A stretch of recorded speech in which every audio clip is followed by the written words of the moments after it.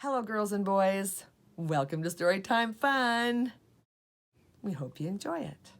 Today's story is out of the Bible Stories for Children, retold by Jeffrey Horn and Arthur Kavanaugh.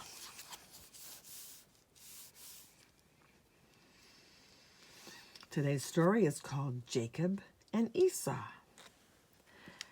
Isaac and Rebekah lived together happily.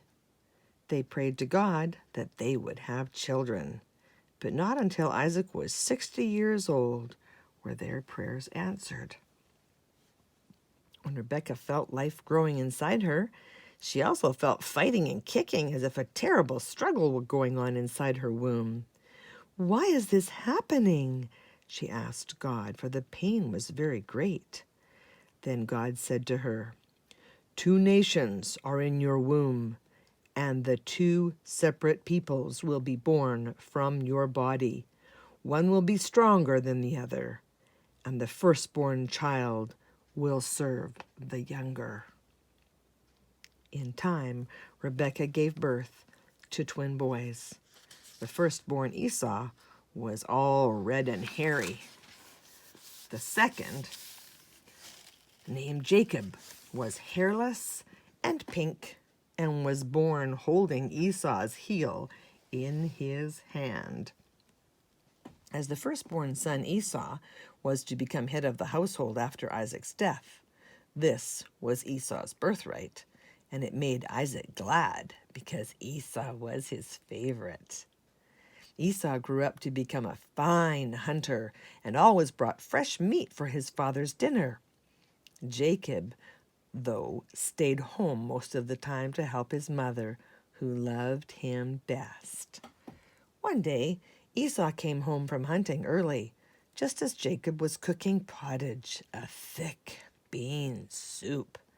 Esau had caught nothing that morning and was very tired. The smell of the soup made him feel so hungry that he thought he would die. "Give me some of your pottage," he cried. "I must have something to eat right away." Jacob thought for a moment. "Give me your birthright," he said, "and I will give you food." Esau was so exhausted he could think of nothing but the thick red pottage. "What good is my birthright to me if I die of hunger before I can use it? You can have it, only give me something to eat." "Swear to God first," said Jacob.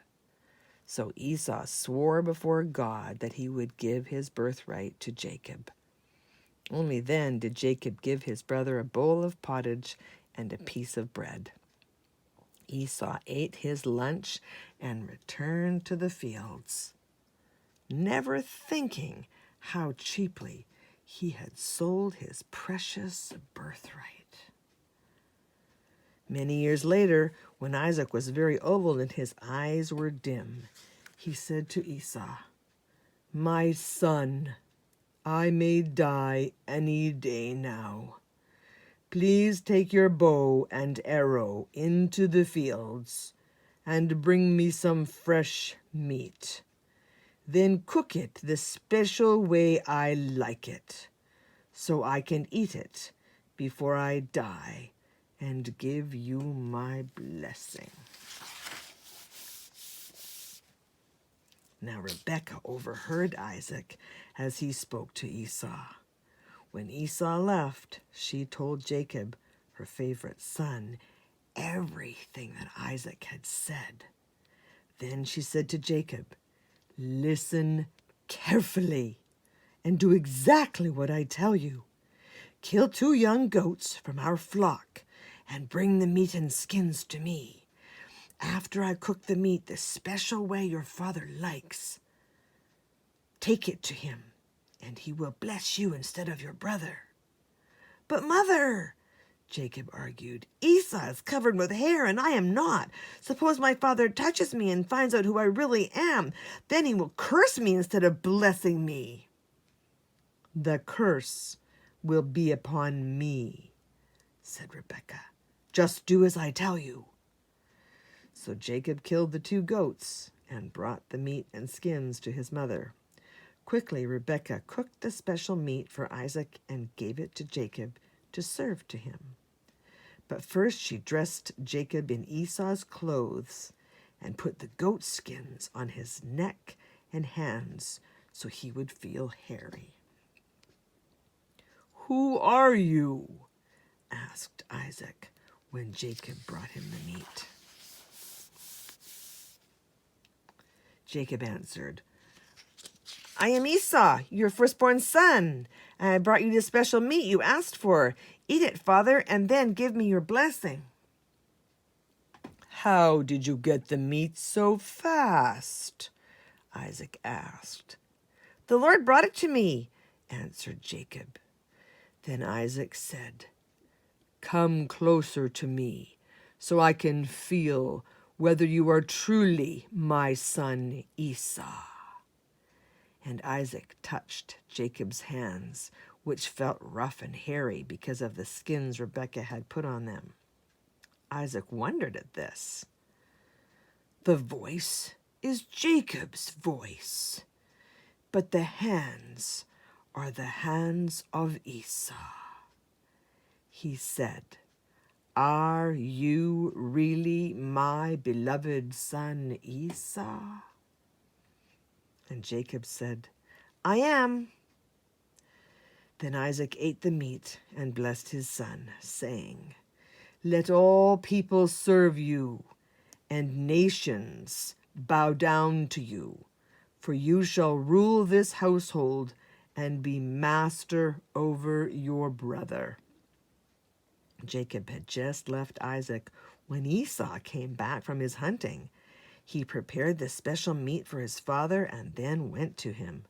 "Father," Esau said, "here's the meat I cooked for you. Eat it so that you may give me your blessing." "Who are you?" Isaac cried. "What is the matter?" Esau asked. "I am Esau, your firstborn son." And Isaac became very upset and asked, "Then who was it that brought me meat? And I ate it all and blessed him." With a bitter cry, Esau begged, "Bless me too, father." Sorrowfully, Isaac said, "Your brother Jacob tricked me. I gave him the blessing I meant for you." Then Esau became angry at Jacob and said, "My brother was born with his hand on my heel, and twice he has made me stumble. First he took away my birthright, and now he has taken my blessing. Father, have you not saved a blessing for me too?" "I have already given Jacob power over you and made him the head of this household," Isaac answered. "What can I give you?" "Have you just one blessing?" asked Esau, and he wept. "Is there nothing at all for me?" Then Isaac said, "All I can leave you is the fat of the land to live on, and the dew from the heavens above. My son, you must live by your sword and serve your brother. But the time will come when Jacob is no longer your master."